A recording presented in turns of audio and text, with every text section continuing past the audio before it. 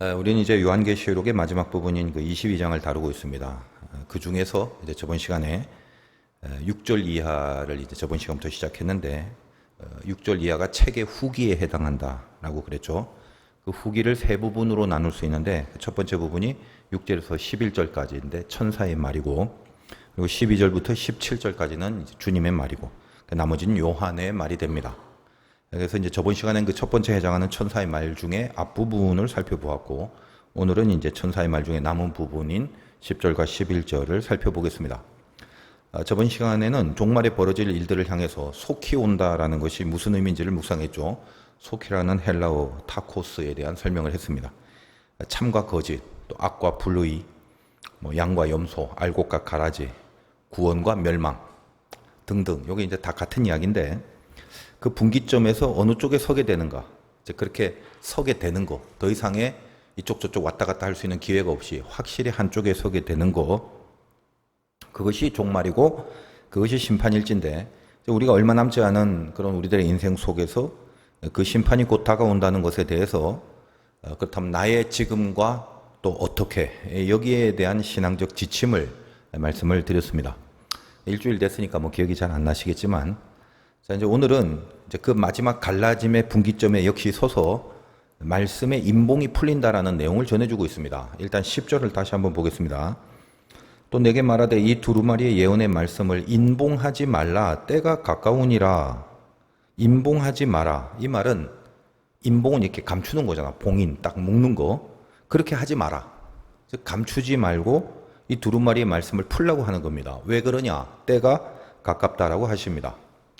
여기서 때라는 건 말할 것도 없이 그 종말과 심판을 말하는 것이기 때문에, 심판이 임할 때에 말씀이 묶여진 게 풀린다. 즉 봉인된 채로 내버려 두지 말고 심판이 임할 때 말씀이 밝혀진다. 말씀을 밝히라. 그런 의미가 되는 거예요. 거꾸로 하면 말씀이 밝히 드러나게 되면 그때가 바로 심판이다. 즉 그런 내용이기도 합니다. 결국 이제 말씀과 심판, 이 두 가지가 떨어질 수 없는 그런 관계다라는 걸 말하고 있는 것인데, 이걸 또 다른 말로 하면 말씀이 심판한다, 그런 의미가 또 되는 것입니다. 이 내용이 무엇인지 이것을 이제 생각해 보겠습니다. 이방인과 이스라엘 사이의 차이가 뭐냐, 이제 쉽게 말하면 구원받은 하나님의 자녀와 또 그렇지 못한 세상 사람들과의 차이가 뭐냐라는 거예요. 얼마나 선하고 악하냐, 이제 그런 것으로는 구별짓지 않습니다. 인간이 선해봤자 얼마나 선할 수 있겠습니까? 그런 것이 기준이라면 구원받을 정도로 어떤 그 하나님의 기준에 적합한 선한 사람이 세상에 몇 명이나 있겠어요. 그러니까 세상에는 의인이 하나도 없다라고 성경이 말하고 있는데, 비교적 좀 선할 수는 있어도 감히 하나님의 잣대에 합한 정도로 선한 사람은 없습니다. 그러니까 선하다 악하다라는 것은 구원의 기준이 아니라 구원의 결과이자 열매의 차원이 되는 거죠. 그러므로 선하고 악한 것이 아무런 의미가 없다는 것은 아니라 자기가 받은 구원의 열매를 가늠할 수 있는 거면 그런 일종의 하나의 증거는 될 수가 있을 것입니다. 그러니까 구원을 받았다고 하는데 계속 악하다, 이건 구원받은 거 아니죠. 선과 악이 구원의 기준은 될 수 없지만 구원받은 자는 악할 수는 없습니다. 그러므로 선하냐 악하냐라는 것은 구원 이후의 삶에 대한 모습이라는 거예요. 하나님의 자녀인가 세상의 자녀인가라는 것을 구분할 때는 선하냐 악하냐 이 차원보다 그 전 단계가 중요합니다. 전 단계. 선하냐 악하냐는 이후의 문제지. 그러니까 그 전 단계, 그게 뭐냐, 무엇이 차이냐, 하나님의 말씀이 있냐 없냐, 그것으로 나누어진다는 거예요. 그래서 이 사실이 이제 조금 의외로운 느낌이 들 수도 있습니다. 믿음이 있냐 없냐, 그것으로 구원의 기준을 삼는다, 이렇게 얘기를 하면 여러분 많이 들어왔고 바로 이해가 됩니다만, 말씀이 있냐 없냐, 그것으로 구분이 된다라고 한다면 그닥 말씀이라고 늘 중요하다고 들어왔으니까, 그러니까 그닥 틀린 것 같지는 않은데 뭔가 좀 일반적인 범주가 아닌 것 같은 그런 느낌이 들 수도 있다라는 거예요. 근데 이제 나중에 보시면 알겠지만 결국은 그 믿음이라는 거, 즉 믿음이 있냐 없냐, 그게 구원의 핵이긴 한데, 그 믿음이 있냐 없냐라는 말은 말씀이 있냐 없냐라는 내용과 별반 다르지 않다라는 것을 알게 되실 겁니다. 오늘 말씀의 내용도 그렇고, 그래서 그걸 염두에 두시면서 잘 따라오시기 바라요.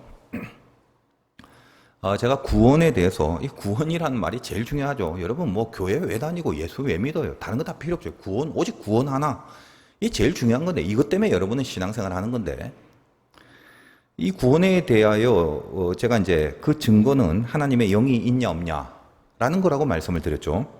이건 뭐 제 말이 아니라 요한복음에서 니고데모에게 하신 주님의 말씀이 그거였지 않습니까?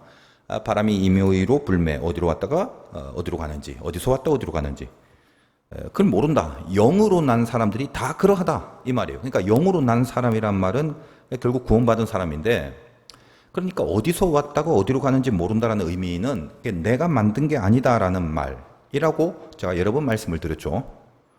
내가 만들었다면 내가 다 알죠. 왜 모르겠어요? 그러나 하나님이 불어주신 것이기 때문에 그게 하나님의 영이니까 나는 그것이 어떻게 들어와 있는지 모른다라는 거예요. 물론 이제 뭐 인생의 종류가 다양하니까 어떤 특별한 체험이나 경험 같은 걸 통해서 뭐 하나님의 영이 임하는 사건을 느낄 수 있었던 그런 경우가 있는 사람들도 있습니다.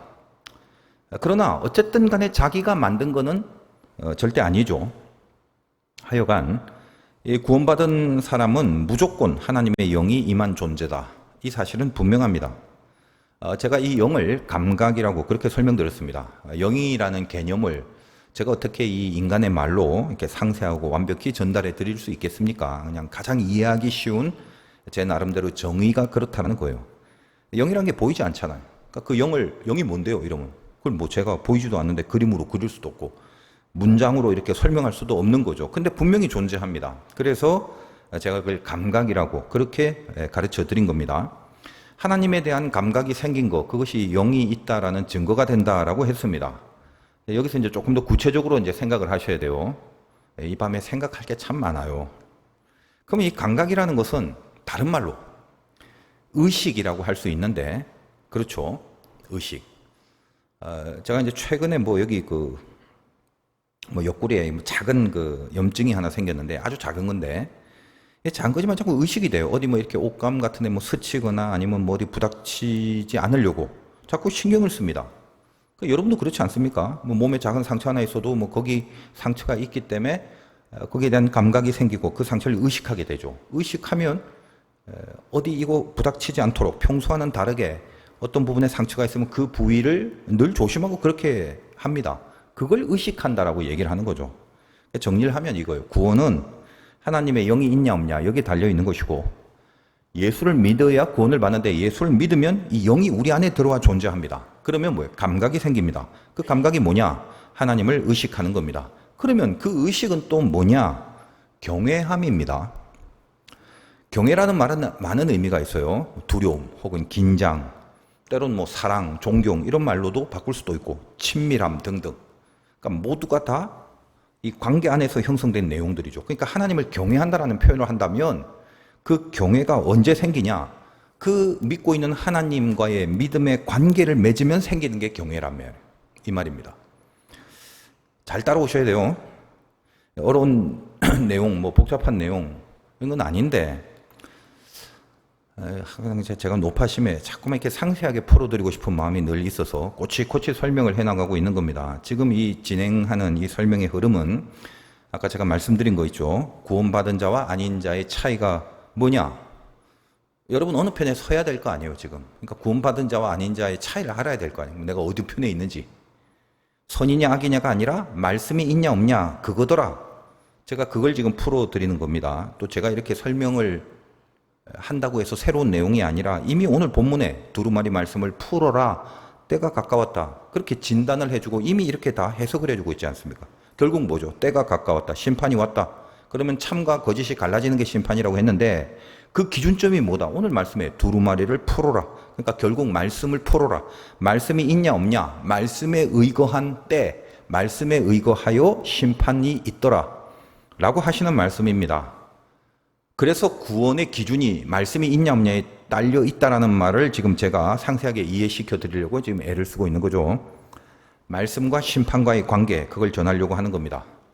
또 막 괜히 또 말을 너무 자세하게 해드려서 더 복잡해질 수 있을지도 모르겠습니다만 혹시 또 이해 안 되시면 나중에 또 유튜브에서 또 한 여러 번 들어보시면 되겠죠.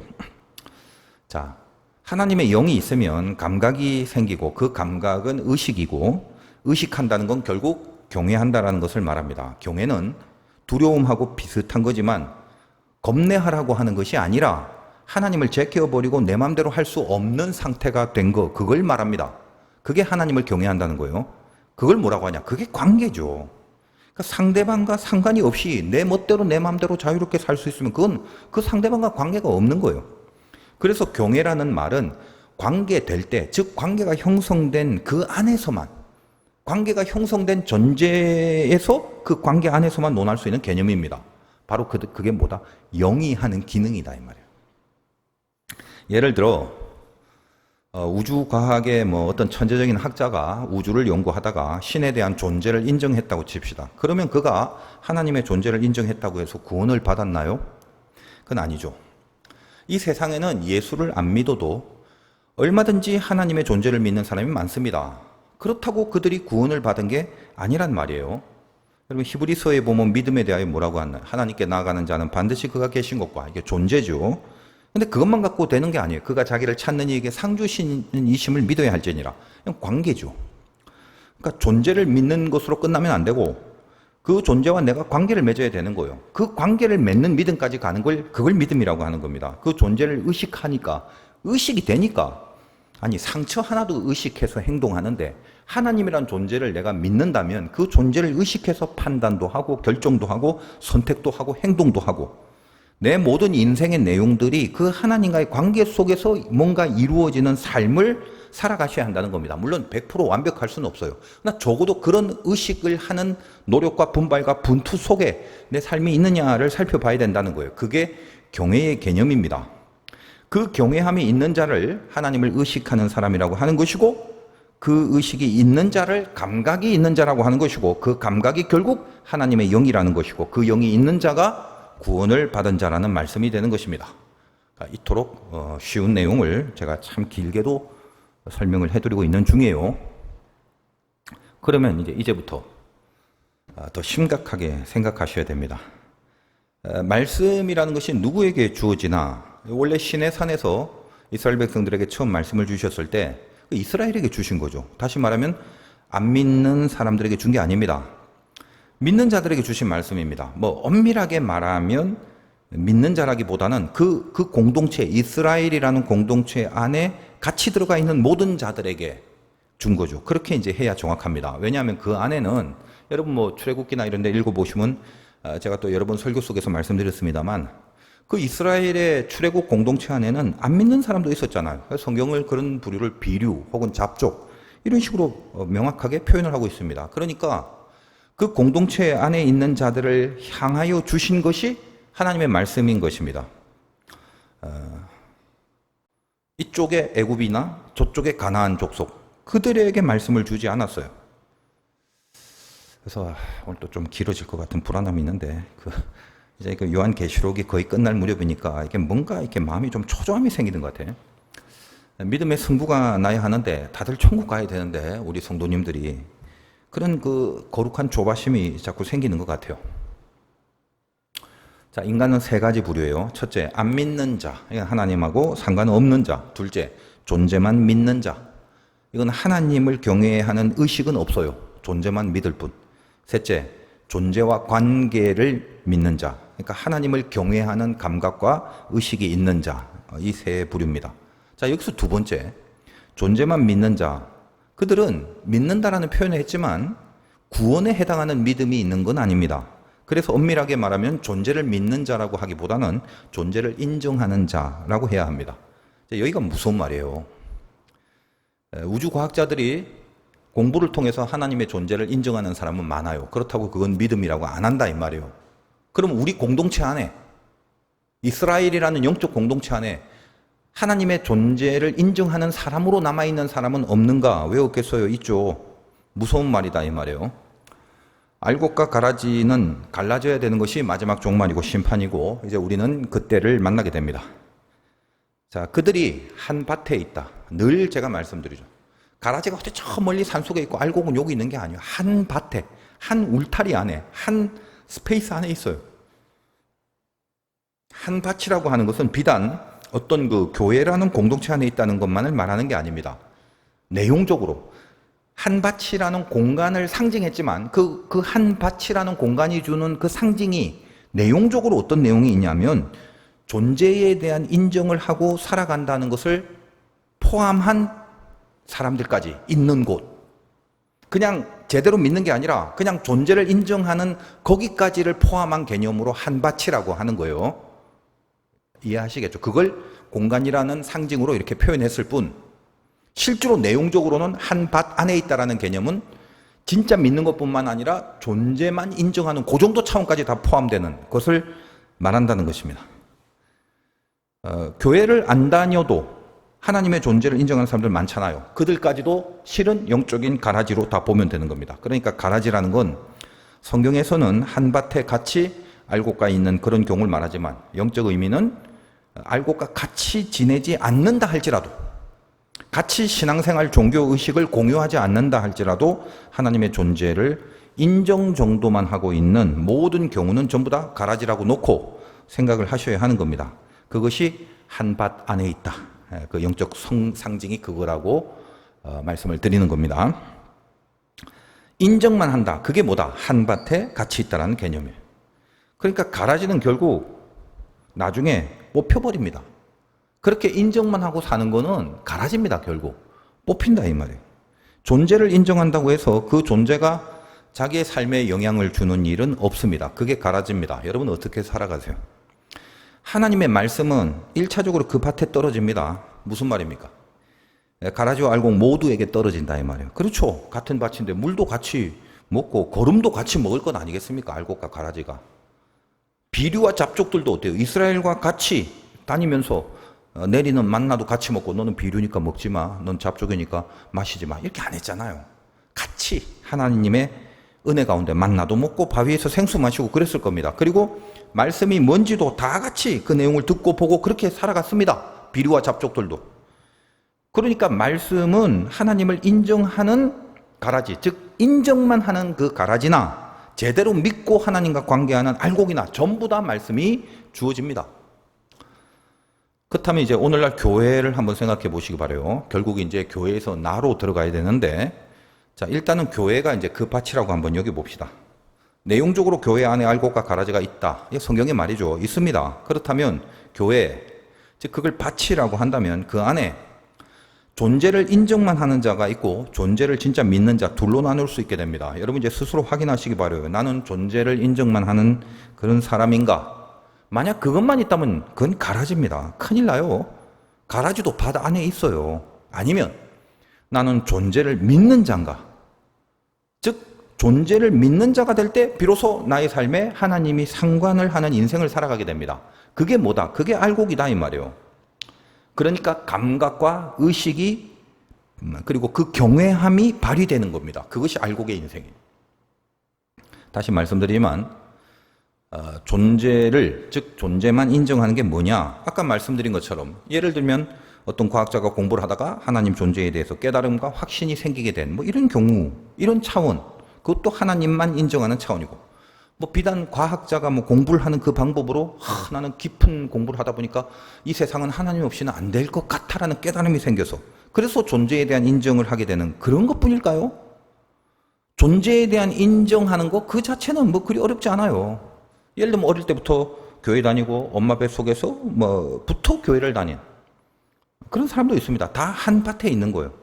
근데 그렇게 그냥 오래전부터 자기 삶의 컨텐츠 중에 하나가 교회 다니는 거, 즉 밭에 거하게 되는 거, 놀아도 밭에서 놀고 자도 밭에서 놀고 밥을 먹어도 밭에서 놀고 그런 자기 삶의 컨텐츠가 이 한 밭이 돼 있는 거, 그런 상태로만 지속하고 있는 사람들이 있다 이 말이에요.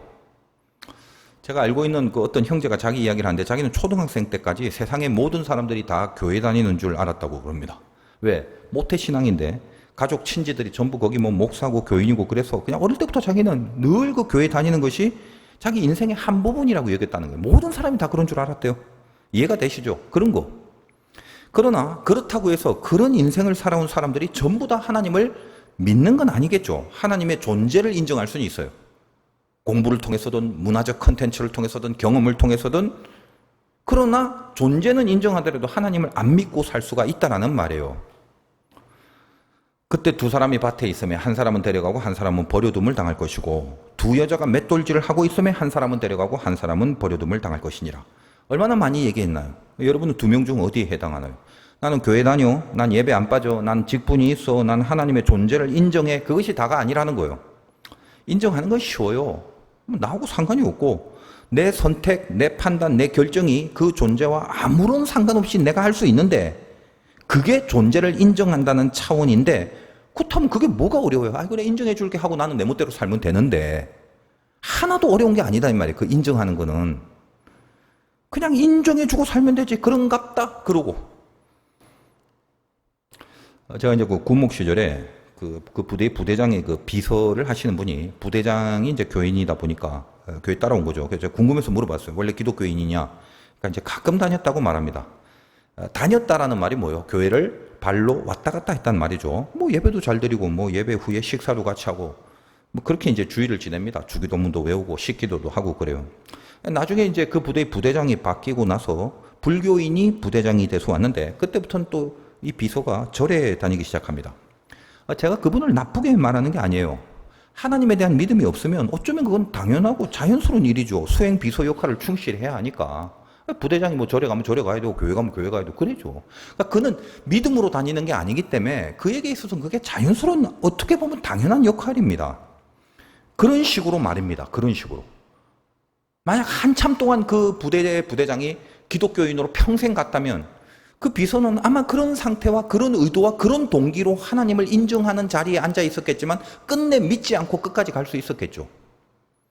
그런 숱한 통로들이 있다는 거예요. 우리는 여러 가지 루트를 통해서 공부를 통해든 뭐 오랫동안 다니던 그 문화적 습성 때문이든 혹은 뭐 가족 친지와의 관계성 때문이든 혹은 뭐 사업이나 장사를 목적으로 하는 이유이든 그 뭐 강남의 대형교회에서는 자기 가게와 자기 사업의 원활한 비즈니스를 위해서 그 강남의 대형교회를 다니는 그런 사람들 아주 많습니다. 뭔지는 몰라도 자기도 모르게 그냥 그렇게 하다 보니까 그냥 쉽게 하나님을 인정하는 뭐 그런 사람으로 살아가게 되는 것, 이건 그리 어렵지 않더라는 말이에요.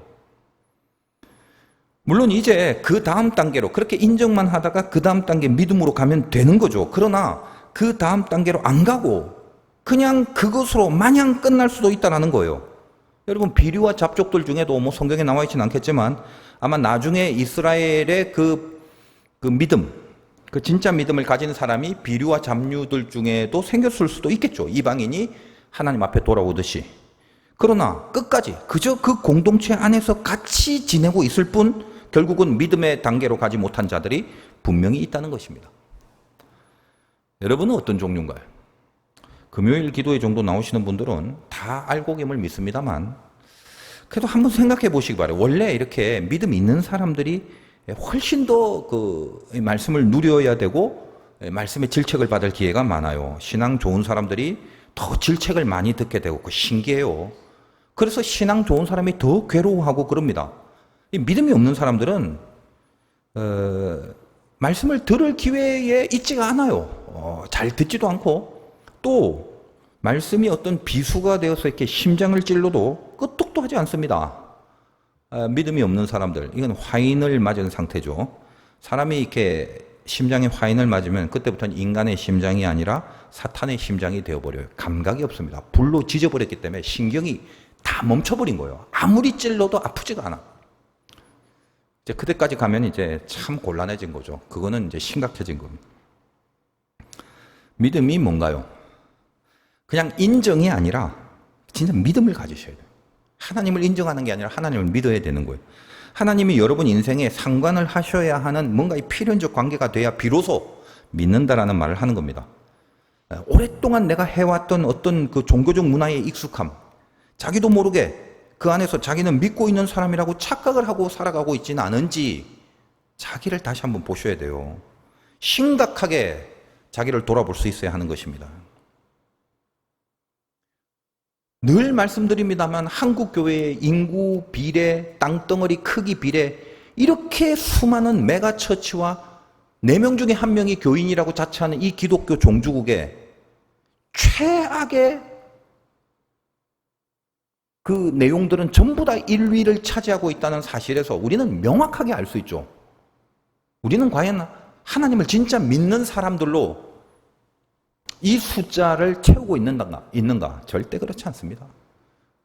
그러면 이럴 수가 없어요. 그럼 너무 뻔한 거예요, 그거는. 물론 뭐 누가 가라지인지 알곡인지, 누가 하나님의 존재만 인정하는 사람인지 아니면 존재를 믿는 사람인지 그건 뭐요? 하나님만이 아시죠. 지금으로선 아무도 모릅니다. 뭐 인정만 하고 있다가 믿는 단계에 들어갈 사람도 있고 또 인정만 하다가 끝날 사람도 있을 것입니다. 그러니까 적어도 무엇이 진짜 믿는 것인가에 대한 개념은 알고 신앙생활을 하셔야 한다는 거죠. 그러므로 사탄이 공격을 한다면 어디를 공격하겠습니까? 요한계시록 내내 지금 사탄의 공격 이야기. 사탄은 저 세상을 공격하지 않아요. 세상은 사탄 편이니까 아까 세 가지 부류 중에 첫 번째 부류, 하나님과 상관없는 저들, 사탄 공격 안 해요. 그럼 뭘 공격해요? 우리 자기 편인데. 사탄은 안에 들어와서 존재를 인정하는 사람부터 시작해서 존재를 믿는 사람들을 공격합니다. 사탄도 모르죠. 이 중에 누가 구원을 받아낼 건지 모릅니다. 다만 그냥 하나님을 인정하는 것으로 끝내버리는 가라지들도 있다는 걸 분명히 알고 혹시 그 중에 믿음의 단계로 들어갈 사람이 생기지 않도록 사탄은 공격을 하지 않겠습니까? 덩달아 뭐 그러다가 알곡도 상처를 내면서 가라지로 전락할 수 있도록 나름 이제 사탄의 입장에서는 최선을 다하는 거죠. 그거에. 그러나 신학적으로는 원래는 어때요? 알곡은 원래 알곡이기만 하면 하나님이 결국은 끝까지 이끌어 가십니다. 그런 의미에서 요한계시록 내내 사탄은 이미 진 싸움을 하고 있다고 제가 수없이 말씀드리죠. 그러나 사탄의 미션이 원래 그렇기 때문에 그냥 지가 보기에 알곡같이 보여도 뭔가 가라지와 더불어 덩달아 공격을 합니다. 그게 사탄의 그냥 사역이에요. 물론 이제 이미 알곡으로 불리워진 자녀들에겐 이런 사탄의 공격을 하나님은 연단의 도구로, 즉 자기 연단과 자기 수련의 도구로 사용하실 뿐이죠. 요한계시록 내내 그 얘기 계속 해드렸잖아요. 그러니까 계시록에서 이 모든 사탄의 공격을 보여주면서 경계하고 그 유혹과 그 무서움과 두려운 공격에서 이기라라는 메시지를 주신 하나님은 결국 그 이기라라는 이 말씀을 저 세상에 던져준 게 아니라 밭 안에 가라지와 알곡이 같이 있는 곳에, 왜냐하면 사탄은 거기만 공격하니까 그곳에서 존재를 인정만 하는 차원이나 혹은 존재를 믿고 있는 진짜 믿음에 있는 그 무리 안에 던져주신 겁니다. 그러므로 요한계시록은 안 믿는 세상 사람들 보고 읽으라고 주신 말씀이 아니다 이 말이에요. 결국은 그 주신 말씀과 끝내 상관없이 살아가는 사람들이 가라지가 돼버리는 거고, 그 주신 말씀을 따르고 순종하며 내 인생과 항상 관계를 맺으려고 그렇게 살아가는 자들이 알곡이 되는 것이기에 그 말씀이 바로 결국은 심판의 잣대요 기준이요 양과 염소와 알곡과 가라지를 나누는 분기점이다라고 이야기를 하는 것이 그게 오늘의 본문인 것입니다. 아까 그 세 가지 부류 기억하시죠? 안 믿으면 이미 심판을 당해서 이미 아웃의 상태예요. 그리고 그냥 인정 정도만 하면, 그리고 그것으로 끝나버리면 그것도 가라집니다. 결국 아웃입니다. 믿으면, 끝까지 믿게 되면 그건 알곡입니다. 그러므로 결국은 원래 아웃의 상태였던 저 안 믿는 자들은 재고의 여지가 없어요. 하나님은 모든 것을 다 아시겠지만 이제 남은 건 그냥 우리 인간 편에서 볼 때는, 그리고 우리 기준, 그냥 우리 수준에서 이해를 할 때는 가라지가 알곡으로 바뀌느냐 혹은 알곡이 가라지와 같이 날아가느냐, 이 가라지는 끝까지 가라지인가 이 알곡은 끝까지 알곡인가, 그런 식으로 그냥 우리가 우리 수준에서 이런 기준을 가지고 바라볼 때 그 결정적 마지막 잣대가 뭐냐 하면 말씀을 따르느냐 안 따르느냐, 즉 말씀과 관계하고 살아가느냐 아니냐, 거기에 달려있는 문제더라 라는 말입니다. 다시 오늘 10절 한번 보겠습니다. 또 내게 말하되 이 두루마리의 예언의 말씀을 임봉하지 말라. 때가 가까우니라. 마지막 때, 요 마지막 때, 심판의 때가 오면 결국은 그동안 가라지가 뭔지 알곡이 뭔지 한 밭에서 같이 맷돌질을 하다가 이제 끝이 오면 말씀이 심판의 기준이 되어서 밝혀진다. 임봉이 풀린다 라고 하십니다. 그게 뭐죠? 진짜와 가짜는 결국 까봤더니 풀린다. 밝혀보니 결국 말씀이 있냐 없냐. 내가 말씀을 추종하고 살아온 과정이었던가 아니면 말씀하고 상관없이 그냥 한 밭에만 같이 거주하는 것으로 살아온 인생이었느냐, 그것이 갈라진다라는 것, 그걸 말씀하시고 있는 겁니다. 저나 여러분 어디에 속해 있나요? 같이 맷돌을 갈고 살았는데 주님께로 데려가 주실 건가요? 아니면 버려질 것인가요? 심각하게 자기를 다시 살펴보시기 바라요. 무엇이 중요한디요? 여러분이 천국 가는 거. 주님께로 데려감을 당하는 거. 그게 제일 중요합니다. 그게 그냥 전부예요, 전부. 그게 답입니다. 그게 전부고 답이고 오로지 그거 하나가 목적이다 이 말이에요. 맷돌질을 누가 잘해서 콩국 국물을 누가 더 진하게 뽑아냈느냐, 그거 중요한 게 아니다 이 말이에요. 데려가지느냐 버려지느냐, 그것이 핵입니다. 근데 한국교회는 왜 그렇게 맷돌질에 온갖 에너지를 다 쏟아붓고 사는지 모르겠어요. 그래서 교회에서 만들어낸 무슨 콩국이나 청국장이 아주 맛이 있을 수는 있지만 혹시라도 내가 버려진 채로 청국장을 먹게 되면 그게 뭐 그리 맛이 있겠습니까? 맷돌질 잘했다고 뭐가 좋아요 그게. 임봉 혹은 이 봉인이라는 말이 아주 비중 있게 등장하는 부분이 실은 요한계시록 10장에 이미 나와 있습니다. 그쪽으로 살짝 한 번만 가보겠습니다. 요한계시록 10장 4절.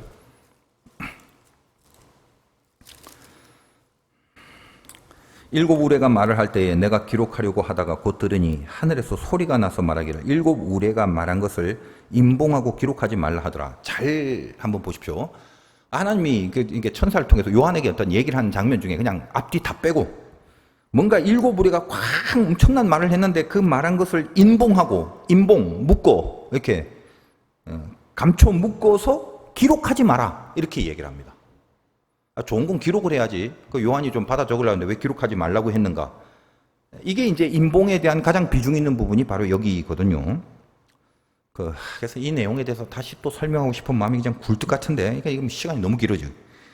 궁금하신 분은 이 부분에 제가 설교를 할 때 이미 상세하게 다 말씀을 드렸기 때문에 이 부분에 대한 여러 가지가 궁금하시면 다시 그쪽을 참고하시면 되겠는데, 상당히 중요한 내용이긴 하지만 지금 시간이 그래요. 지금 다 각설하고, 자, 임봉을 해라, 기록하지 말아라는 메시지가 무엇인지만을 다시 이해하고 오늘 본문으로 가겠습니다.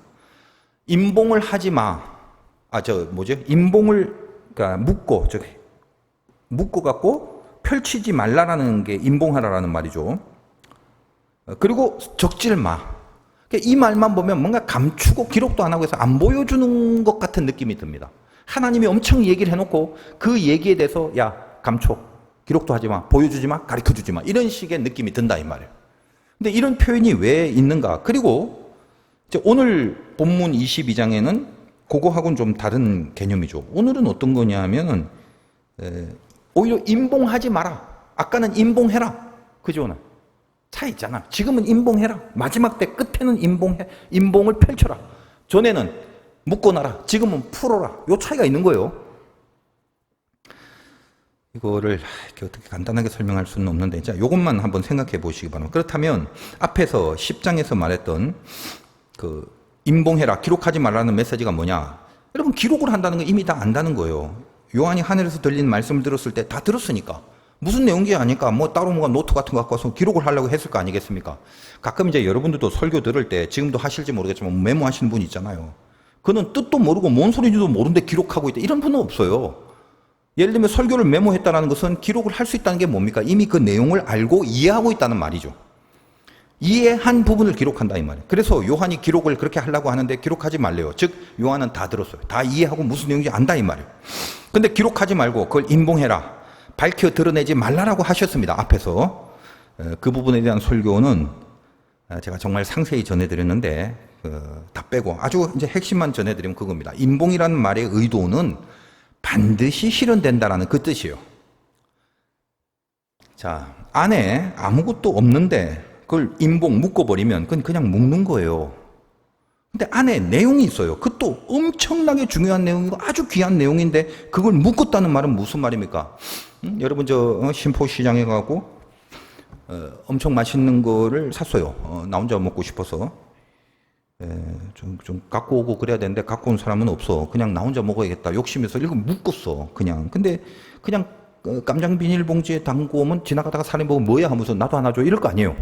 근데 이게 너무 맛있어서 나만 먹으려고 그냥 깜장 비닐봉지가 아니라 아주 그냥 꽉 묶었어. 봉인을 했어. 이게 봉인이요, 봉인. 왜 봉인을 해요? 고급스러운 봉투 안에 넣고. 왜 그래? 집에 와서 확실하게 풀어놓으려고 그렇게 묶은 거죠. 이게 봉인의 개념이에요. 너무 귀한 거라 이거 반드시 집에서 풀어야 돼. 아까 그 시장 형식으로 말하면 나 혼자 먹어야지, 이 맛있는 거. 너무 귀한 거니까, 너무 가치가 있는 거니까. 그게 묶은 거, 그게 봉인입니다. 자, 이런 취지에서 오늘 이제 마지막 22장에 와서는 그 봉인, 묶은 걸 풀라. 왜? 이제 집에 왔어요. 집에 왔기 때문에. 이젠 시간이 된 거예요. 그래서 이제는 임봉을 풀라는 말이다, 이 말이에요. 22장 10절, 임봉하지 마라. 때가 가까우니라. 이해하시겠죠? 풀어라. 때가 됐다. 집에 왔다. 성경이 말하는 임봉, 봉인이란 개념이 주는 아주 중요한 메시지. 그래서 요 내용도 이 임봉 안에 한 3가지 정도가 있는데 중요한 이유가 첫째는 이게 정해졌다는 거예요. 자, 정해졌다. 하나님의 그 말씀은 이미 확정됐다. 정해졌다. 여러분 집에서 영화 보고 있는데 이미 다 본 사람이 있잖아. 그럼 이제 처음 본 사람이 묻잖아요. 주인공 저 잡혀가서 죽어? 어떻게 돼? 그럼 뭐라고 해? 그냥 그냥 봐. 응? 보면 알아. 그러죠? 그런 사람 좀 매너 있는 사람인데, 우리 집 식구들은 누가 이미 그 영화 본 사람이 있으면 옆에서 아주 결말까지 모조리 다 말해버리고 도망가 버립니다. 참 악하죠, 그런 사람들은. 네, 근데 안 가르쳐주고 그냥 봐. 그런 게 봉인인데 뭔 말인가요? 주인공이 안 죽고 살게 됩니다. 그거 정해져 있는 거예요. 이미 본 사람 다 알아요. 그러니까 정해졌다는 거예요. 말씀을 들은 사람, 말씀을 알고 있는 사람은 이미 정해진 것을 분명히 압니다. 어떤 다른 변수가 개입돼서 혹시라도 하나님의 섭리와 뜻과 이 승리가 바뀌어질 수 없다라는 것, 그걸 잘 아는 겁니다. 그게 임봉이란 말이야. 그래서 봉인된 거예요. 정해졌기 때문에. 그리고 둘째는 지체하지 않는다는 거죠. 저번 시간에 그 속히에 대해서 설명을 드렸죠. 시간이 얼마나 걸리냐가 아니라 분명히 이루어진다라는 거에 강조점이 있다고 그랬습니다. 그리고 이제 시간 개념도 마찬가지죠. 그 영화의 그 주인공이 이제 한 20분 후면은, 영화라는 게 길어봤자 1시간, 1시간 반, 이제 20분만 보면 이게 이제 주인공이 죽을지 살지 다 결말이 나니까 안 가르쳐주고 봉인을 하는 거다, 이 말이에요. 왜냐? 이제 지체하지 않게 결론이 나니까. 근데 만약에 그 영화가 예를 들면 한 달 동안 계속되는 그런 길이의 영화라면 그 결말 보기가 이제 너무나 지루하고 오래 걸리니까, 그러면 뭐요? 그러면 이제 가르쳐 줄 수도 있을 거죠.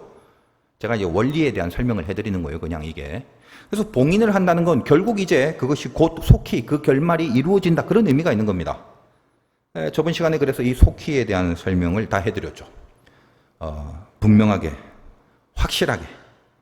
이거는 정해져 있는 것이며, 그것이 결코 오래 걸리지 않고 지체하지 않으며 속히 온다라는 차원에서 분명하게 온다라는 것이고, 이제 제일 중요한 이 봉인의 3번째 의미가 뭐냐?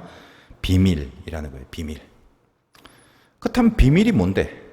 여러분, 비밀이라는 건 간단하면 우리 기독교 신앙에서 비밀이라는 게 사실 우리는 비밀이 아니에요. 예수 믿으면 살고 안 믿으면 죽는다. 그게 비밀인데 마지막에 우리들은 하나님의 평가를 받습니다. 그게 비밀이에요. 심판이 있다는 거 다 알아요, 우리가. 근데 그런 줄 모르고 살아가는 자들에게는 이건 놀라운 비밀이고, 그러나 알고 있는 우리들에겐 말할 수 없는 축복이 되는 거죠. 우리들에게 비밀은 축복입니다. 봉인은 비밀이고 우리에겐 축복이에요. 임봉, 봉인이라는 게 어때요? 뭔가 이렇게 묶였다? 비밀스러운 느낌이 있잖아요. 왜냐하면 어차피 이제 이 말씀 앞에서 이렇게 빗나가 버린 사람들은 그들에게는 풀든 놓든 펼치든 떼서 입에 쳐 집어 넣어주든 이마에 맞박에 붙여서 테이프로 붙여놓든, 저 빗나간 사람, 안 믿는 사람들에게는 이 하나님의 말씀은 늘 감추어진 비밀일 수밖에 없는 것입니다. 그들은 옛날부터 그래서 노아의 홍수 심판 때도 그랬고 소돔과 고모라의 멸망 때도 그러했습니다. 이 심판의 내용을 다 공개했잖아요. 알렸잖아요. 노아가 알리고 롯이 알리고, 그 공개를 다 해준다 해도 듣고 회개에 이룰 수 없는 그런 자들입니다. 노아 때는 어때요? 노아가 방주에 들어가는 그 기나긴 일을 계속 얘기를 했지만 그 긴 과정 동안 사람들이 먹고 마시고 장가들고 시집가고 있었다, 그렇게 밝히고 있잖아요. 롯이 소돔과 고모라의 멸망을 알고 그걸 말했잖아요. 누구한테? 그것도 사위들한테. 근데 그의 사위들은 농담으로 여겼다라고 말씀하고 있습니다. 여러분, 성경의 워딩이 그래요. 그대로 사위들이 농담으로 여겼다, 이렇게 나와 있단 말이에요. 그러니까 봉인이고 임봉이고 풀든 묶든 저들은 아무 상관이 없어요. 듣지도 않고 들을 수도 없는 겁니다. 그러므로 어떤 상태든 실제로 저들에게는 모든 말씀은 봉인되어 있는 것과 같은 거예요. 그들에게는 늘 비밀이에요. 특히 예수님의 재림과 함께 있어질 이 마지막 심판은 도적같이 임한다라고 밝히신 바 있습니다. 여기서 이 봉인의 의미가 뭐죠? 마지막 심판에 대한 메시지가 저 안 믿는 자들에게는 도적같이 임할 재앙이다라는 의미를 담고 있습니다. 다시 말하여 도적같이 언제 재앙이 오는지도 모르고 또 재앙이 언제 오는가를 알고 모르고 하기도 전에 아예 하나님이 주시는 재앙에 대한 개념 자체가 없어요. 아마도 나아가서는 야 이게 하나님의 재앙이다라고 하고 막 하늘에서 우레소리를 바라고 이건 하나님의 재앙이야 하고 막 무슨 뭐 확성기에 막 엄청난 벼락 같은 소리가 들리면서 그렇게 재앙이 떨어져도 저들은 그것이 하나님의 재앙이라고 여기지 않을 것입니다. 저들에게는 결코 말씀의 봉인이 풀려지지 않는단 말이에요. 그러나 하나님의 백성들에게는 모든 것이 공개된 상황입니다. 그럼에도 봉인을 명하셨다는 것은 어떤 거죠? 하나님의 백성들을 향한 메시지가 아니라 이미 하나님의 백성들에게 이제 봉인이 풀려진, 열려진 상태니까, 말씀이 받들어진 상태니까. 그러나 봉인하라라는 메시지는 결국 저 심판받을 자들을 향한 메시지라는 의미가 있는 거죠. 저들에겐 영원히 하나님의 말씀은 감추어져 있고 드러나지도 않을 것이며 밝혀지지 않을 것이다라는 거예요. 말씀이 생명인데 그걸 안 밝히고 그걸 감추어져 있다면 죽는 거죠, 결국은. 11절 보십시오. 그 표현을 이렇게 하고 있습니다. 불의를 행하는 자는 그대로 불의를 행하고 더러운 자는 그대로 더럽고 의로운 자는 그대로 의를 행하고 거룩한 자는 그대로 거룩하게 하라. 오늘 말씀 제목이 헬라어로 에티인데 이거 그대로라는 말이에요. 영어는 이제 스틸이란 단어인데 여전히 그대로 아직도 그런 말이죠. 그러니까 말씀이 주어졌는데 아직도 여전히 봉인이 돼 있어요. 저들에게는. 믿는 자들에게는 이미 밝히 풀려져 열려 있는데 안 믿는 자들에게는 여전히 그래도 아직 에티 봉인되어 있는 겁니다. 그래서 말씀이라는 건 결국 마지막 심판의 잣대일 수밖에 없다는 이 많은 분량의 설명을 제가 지금껏 해드렸던 것입니다. 마지막 때, 정말 이제 더 이상 기회가 없는 마지막 때에 봉인이 풀려진 것으로 가라지와 알곡이 나누어진다는 게 무슨 말인지를 이제 이해를 하셨으리라 믿습니다. 방금 읽은 12절을 보면 뭘 알 수 있나요? 이미 뭐죠? 이미 갈라져 있는 거예요. 이미 구별되어 있는 거예요. 마지막 때 고민하면서 아이고 이것저것 살펴보고 아유 얘는 어떻게 할까? 조금 점수를 더 받으면 좋을 것 같은데 이런 거 저런 거 살펴보고 마지막 때 가서 평가해서 이쪽 저쪽으로 가라는 게 아닙니다. 이미 그대로 그 싹수가 여기서부터 여러분 가라지와 알곡이 나중에 심판 때 갑자기 알곡과 가라지가 쓱쓱 변해갖고 알곡 모양 가라지 모양 되는 거 아니죠? 그냥 애초부터 가라지로 커왔고 애초부터 알곡으로 커온 거죠. 이미 하나님의 말씀 앞에 서서 봉인된 자로 살아가느냐 봉인이 풀린 자로 살아가느냐 이미 하나님의 말씀을 나와 관계하면서 애쓰고 노력하고 애통해하고 분발하며 살아왔느냐 아니면 전혀 그것과 상관없이 그냥 한 밭에 있다는 것만 인정하면서 지멋대로 살아왔느냐 이미 그렇게 돼 있다는 거예요. 그리고 그게 뭐다? 이미 받은 심판이다 이거예요. 그러니 그걸 이제는 뭐다? 이 심판이라는 것은 마지막 때는 확인할 뿐이다라는 거예요. 지금 여러분 인정까지는 누구나 할 수 있습니다. 어렵지 않아요. 하나님을 인정하는 차원은 쉬워요.